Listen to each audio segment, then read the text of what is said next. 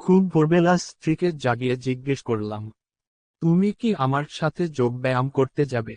ও, তুমি কি আমাকে খুব মোটা ভাবো তাই না?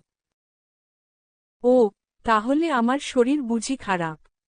আচ্ছা, তুমি যখন ঘুম থেকে উঠতে চাও না তাহলে থাক। ও, এবার তুমি বলতে চাচ্ছ আমি করে? ওগো, তুমি আমায় বুঝতে পারছো না। ও, আমি তো অবুঝ। আমি তা বলিনি। তাহলে আমি কি মিথ্যুক? সাত সকালে ঝগড়া করো না প্লিজ।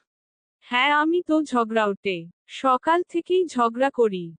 ঠিক আছে, তাহলে আমি যাব না যোগ ব্যায়াম করতে। তুমি তো সবসময় একা একাই ঘুরো আর ফুর্তি কর। উফ থাকে এবার। আমার শরীর খারাপ লাগছে।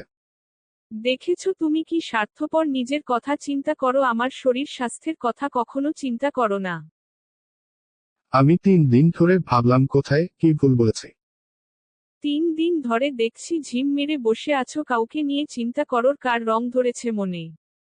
এই হলো বিবাহিত পুরুষদের শখের করাতের দশা, তবে সব বউরাই কিন্তু এমন ঝগড়াতেন না।